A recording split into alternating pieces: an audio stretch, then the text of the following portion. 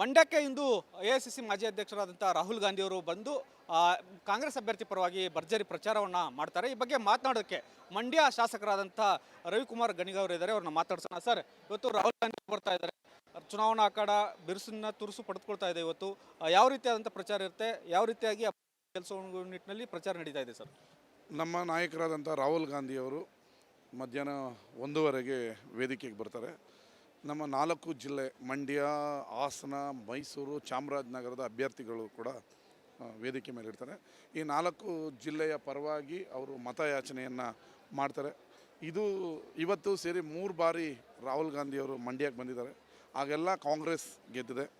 ಈ ಹಿಂದೆ ನಮ್ಮ ರಮ್ಯಾ ಅವರ ಉಪಚುನಾವಣೆ ಸಂದರ್ಭದಲ್ಲಿ ಬಂದಿದ್ದರು, ಆವಾಗಲೂ ಗೆದ್ವಿ. ನಂತರ ಭಾರತ್ ಜೋಡೋ ಸಂದರ್ಭದಲ್ಲಿ ಬಂದರು, ಆವಾಗಲೂ ಗೆದ್ವಿ. ಅಂಬರೀಷ್ ಅವರ ಚುನಾವಣಾ ಪ್ರಚಾರಕ್ಕೆ ಬಂದರು, ಆವಾಗಲೂ ಗೆದ್ವಿ. ಇದು 4ನೇ ಸರಿ. ಈ ಬಾರಿನೂ MP ಯಲ್ಲಿ ಗೆಲ್ತೀವಿ.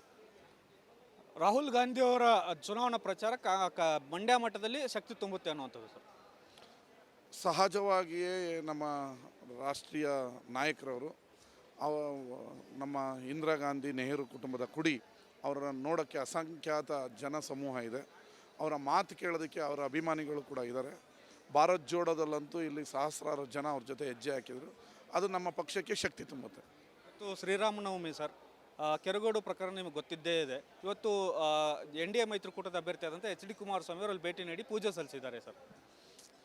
ನಮ್ಮದು 3 ದಿನಕ್ಕೆ ಮುಂಚಿದ ವಿಡಿಯೋನೂ ತೆಗೀರಿ, NDA ಅಭ್ಯರ್ಥಿ ಹೋಗಿರೋ ವಿಡಿಯೋನೂ ತೆಗೀರಿ, ಯಾರಿಗೆ ಜನ ಬೆಂಬಲ ಇದೆ ಅಂತ ತೋರಿಸಿ.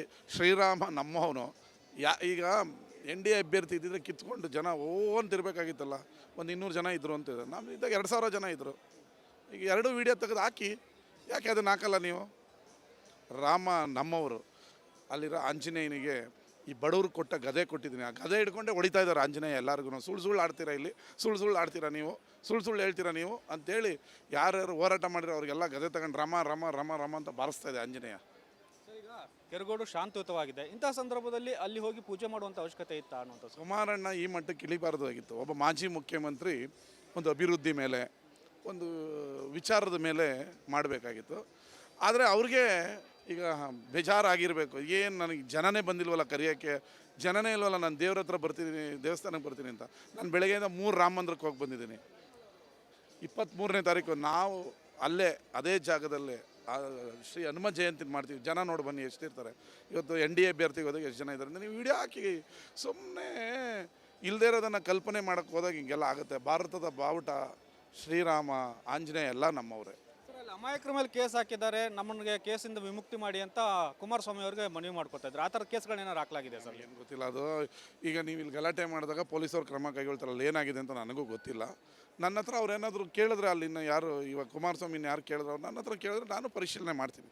ನೀವು ಪೂಜೆಗೆ ಹೋದಾಗ ಯಾರು ಕೇಳಿಲ್ಲ ಸರ್ ಆ ಥರ? ನನ್ನನ್ನು ಏನು ಕೇಳ್ತಾ ಇಲ್ಲ. ನಾನು ಅಲ್ಲಿದ್ದ ಒಂದು 17 ಲಕ್ಷ ರೂಪಾಯಿ ದೇವಸ್ಥಾನಗಳಿಗೆ ಹಾಕಿದ್ದೀವಿ ಫಂಡು. ಇಡೀ ಕೆರಗೋಡು ಅಭಿವೃದ್ಧಿಗೆ 15 ಕೋಟಿ ಹಾಕಿದ್ದೀವಿ. ಏನು ಇವರು ಹೆಬ್ಬಾಗಲ ಆಂಜನೇಯ ಸ್ವಾಮಿ ಬಣ್ಣ ಹೊಡೆದಿಲ್ಲ ರೀ, ಇವರು ಸುಮ್ಮನೆ ಮಾತಾಡ್ತಾರೆ. ನಾವು ಅದಕ್ಕೆ ಬಣ್ಣ ಹೊಡಿಸೋಕ್ಕೆ 2 ಲಕ್ಷ ರೂಪಾಯಿ ಹಾಕಿದ್ದೀವಿ. ಈ ಚುನಾವಣೆ ನೀತಿ ಸಮಿತಿ ಆದಮೇಲೆ ದೇವಸ್ಥಾನಕ್ಕೆ ಬಣ್ಣ ಹೊಡಿಸ್ತೀವಿ. ಆ ದೇವಸ್ಥಾನಕ್ಕೆ ಗದೆ ಕೊಟ್ಟಿದ್ದೀವಿ. ಇವ್ರದ್ದು ಬೂಟಾಟಿಕೆ ಭಕ್ತಿ, ನಮ್ಮದು ಒರಿಜಿನಲ್ ಭಕ್ತಿ. ಕಾಂಗ್ರೆಸ್ ಅಭ್ಯರ್ಥಿ ಮುಂದೆ NDA ಮೈತ್ರಿಕೂಟದ ಅಭ್ಯರ್ಥಿ ಠೇವಣಿ ಕೂಡ ಬರೋದಿಲ್ಲ ಅನ್ನೋಂಥ? ಠೇವಣಿ ಯಾರ್ದು ಬರೋಲ್ಲ ಠೇವಣಿ? NDA ಮೈತ್ರಿಕೂಟದ ಅಭ್ಯರ್ಥಿ ಗೆಲ್ತಾರ ಇಲ್ವಾ ಸರ್? ಅಲ್ಲ, ನೀವು ಬೇರೆ ಏನೋ ಕ್ವಶನ್ ಕೇಳಿದ್ರಿ. ಇಲ್ಲ, ಠೇವಣಿ ಕೂಡ ಬರಲ್ವಾ ಅಂತ ಯಾರಿಗೆ? NDA ಮೈತ್ರಿಕೂಟದವ್ರಿಗೆ. ನಾವು ಆ ಥರ ಹೇಳ್ತಾ ಇಲ್ಲ. ಒಬ್ಬ ಮಾಜಿ ಮುಖ್ಯಮಂತ್ರಿ, 2 ಬಾರಿ ಮುಖ್ಯಮಂತ್ರಿ, ಮಾಜಿ ಪ್ರಧಾನಿ ಮಗ ಠೇವಣಿ ಬರಲ್ಲ ಅಂತ ಹೇಳಿದ್ರೆ ದುರಹಂಕಾರದ ಮಾತಾಗ್ತದೆ. ಫೈಟ್ ಆಗುತ್ತೆ. ಆದರೆ ನಾವು 1 ಲಕ್ಷ ಮತದ ಅಂತರದಿಂದ ಗೆಲ್ತೀವಿ. Okay, thank you.